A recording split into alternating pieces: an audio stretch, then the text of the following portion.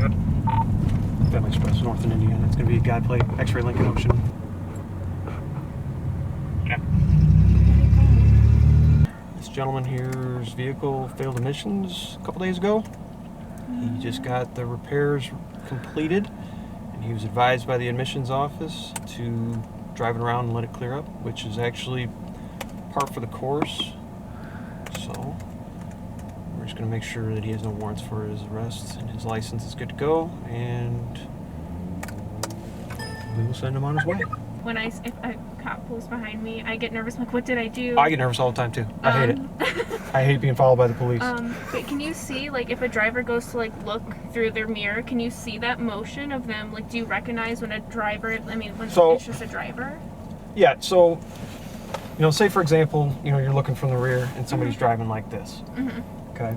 And then your police car pulls out. You have no interest in them anything other than all of a sudden now it's this. Yeah. Okay. So that's a natural reaction to an extent, but also at the same time, if you look at this gentleman here, he sees us.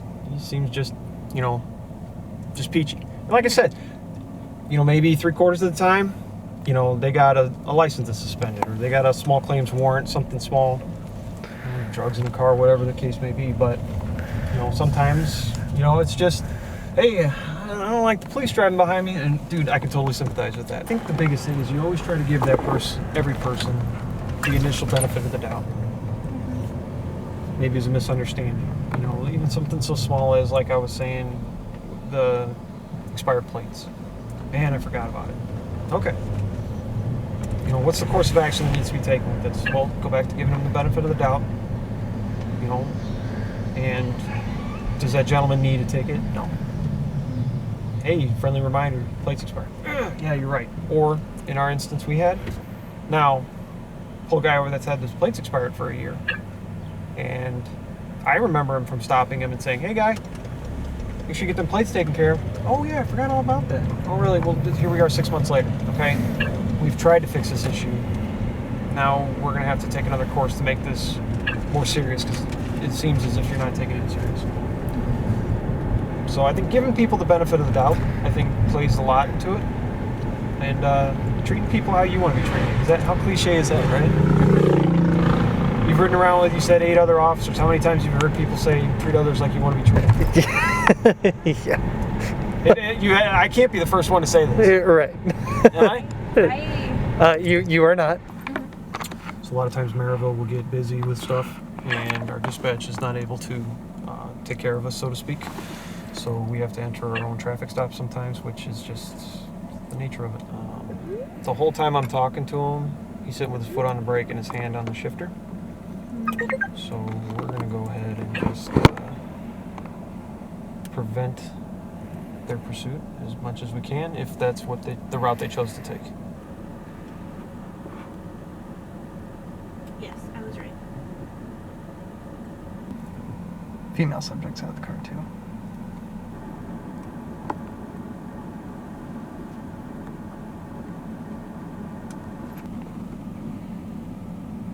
No, it was. It's like we talked about, man. You're looking for that, those driving patterns that just strike you as off. Obviously, they're making conscious efforts to try to avoid us being present.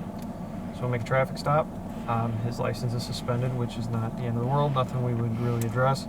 But he had an extraditable warrant out of Porter County, so he's going to Lake County Jail, where he'll sit until he can be transported from the jail to Porter County Jail to face a judge for his probation violation. 93. A lot of Zells, man, and Anderson is going to be bicentennial, 21 expiration. 93, could not have your location.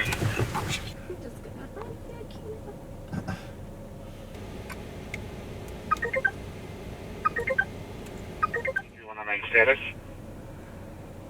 10-4, 10-6, field ready.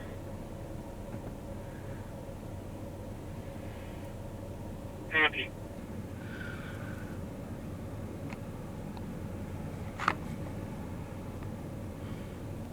Traveling southbound on Main Street, we saw this black Monte Carlo here. Should pulled off and accelerated at a high rate of speed. We actually clocked her on radar, traveling at 50 miles an hour in a posted 35-mile-an-hour zone. We also observed that while she was traveling southbound, she was weaving side to side within her lane, fairly noticeably. So much so she actually crossed into left of center on the 1400 block of Maine, going by Taco Bell. Stopped her. She was agitated at the get-go, but a license check showed her license was suspended. We were also able to detect odor of alcohol coming from the vehicle. She was submitted to field sobriety testing, which she failed. And she refused chemical testing. And that's where we're at right now. It's pretty fairly quiet evening. But at 10:46, you could have a chaotic scene with mass hysteria that you have to go bring calm back and then document the scene and get details and evidence and everything collected for a potentially criminal prosecution. At your station for a bondo? That's pretty cool. You know what I mean? Thank you.